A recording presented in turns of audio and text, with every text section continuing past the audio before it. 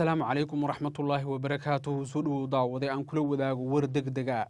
دقالا قرارو ودحيا بيلها عيسى يسمرون أيا هذا وحا وكسعودا تولا لغو مقعابو قلمدوبي oo ku taala aaga koonfurta magaalada Boorama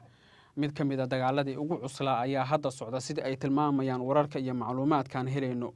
hubka noocyadiisa kala duwan iyo qoryaha durundooriga u dhaca ayay dhinacyadu isku adeegsanayaan dagaalka hadda socda waxaana wararkan helayno ay tilmaamayaan in dagaalkan uu yahay mid kamid ah dagaaladii ugu cuslaa ee halkaasi ka dhacay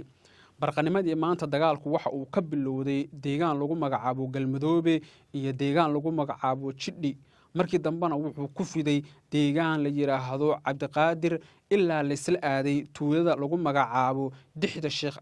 Awaare halkaas oo la sheegay in dagaalku xoogiisu hadda uu ka socdo Dixda Sheekh Awaare waa deegaan 42 kiiloomitir koonfur kaga beegan magaalada Boorame hadda waaba la iskala soo tagay tuulooyinka Heemaal Habaas Durdur Bolol Xariirad Calimayd Cabdiqaadir deegaanadaas dhan waa la iskala soo tagay Galmudug xataa waa la iskala soo tagay oo sheekadu waxay maraysaa tuulada la yiraahdo Dixda Sheekh Awaare waana deegaan dabcan ay si gaar ah u ixtiraamaan ama si gaar u qadiriyaan samaroonku oo waxa la yiraahdaa waxa ku aasan sheekhi guud dabcan sheekh samaroon ayaa la soo warinaya inuu deegaankaas ku aasan yahay ugaaska guud ee beesha Ciise oo gordhow warbaahinta la hadlay isagoo oo aad u faraxsan wuxuu sheegay in cid walba oo duulaan ku soo qaado ay dhagta dhiiga u dari doonaan isla markaana aysan u aabayeeli doonin haddii mar dambe duulaan lagu soo qaado dadka arrimaha la socda waxay leeyihiin dagaalkii maanta dhacay weligiis ma uusan dhicin dagaalkii maanta dhacay wuu ka xoog badnaa dhammaan dagaaladii dhex maray ciisaha iyo samaroonka wixii hore oo dhan been laakiin dagaalka maanta dhacay dagaal xoogan ayuu ahaa ciidanka beesha Ciise waxay jareen masaafo dhan 67 kiiloomitir tuulooyinka aad lagu magacaabo Cabdiqaadir tuulada la yiraahdo Jidhi tuulada la yiraahdo Galmadoobe tuulada la yiraahdo Dixda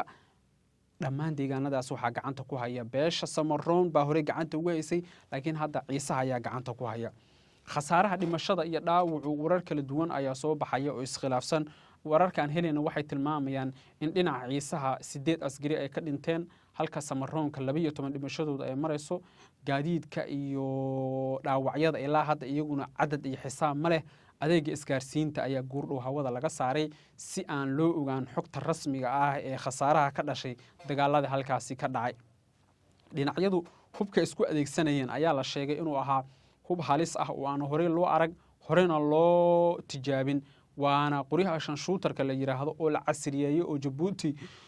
iyo Ethiopia lagu farsameeyay warar kale oo soo baxay waxay tilmaamayaan in ciidamada Somaliland ay maanta qayb ka qaateen dagaaladii halkaasi ka dhacay tan oo dabcan hadii ay sax noqoto dabcan Somaliland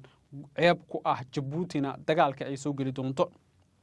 taliyaha guud ee ciidanka militariga Djibouti Sakariyanika lagu magacaabo oo dhawaan warbaahinta la hadlay wuxuu sheegay in wax badan ay xiirin jireen laakiin hadda hadii Somaliland dagaalka ay ku soo biirto oo dhinaca safka samaroon ay soo aado iyana dagaalka ay ku soo biiri doonaan saaxiib yal dagaaladaas wuxuu ku soo kordha waa in idin soo gudbin doonaa markana ciidanka maamulka waqooyi bari ayaa la soo warinayaa maanta inay galeen heegankii ugu sareeyay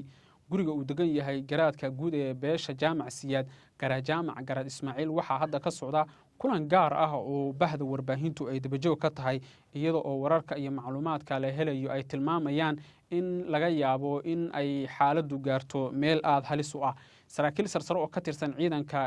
Somaliland waxay ii sheegeen inay ka warqabaan kulamada halka ka socda oo ay ka hortagi doonaan hadii duulaan iyaga lagu soo qaado xogta la helaya waxay tilmaamaysaa in beesha la yiraahdo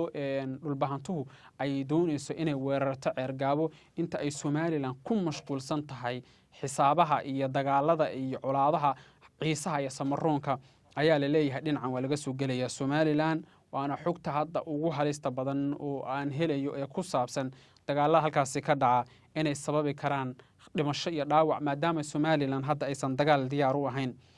ugaaska guud ee beesha garaadka guud ee beesha jaamac siyaad ayaa u sheegay taliya Cabdimadoobe Faysal Falaalu iyo saraakiil kale oo la kulmay in ay dagaal diyaar u noqdaan isla markaana si degdeg ah loo qabto magaalada Ceergaabo ee xarunta gobolka Sanaag magaaladaas oo dabcan muhiim u ah hadba dhinacii raba inuu gobolka Sanaag maamulo ama gobolka Sanaag uu ku sugnaado guud ahaan saaxiibayaal wararkeena intaas ay ku dhan yihiin hadday tahay markii kugu horeysay nagu soo biiro subscribe dheh waxaad heli doontaa insha Allah wararka iyo warbixinada halkan aan ku daabacno aragtidaadana qaybta commentigeena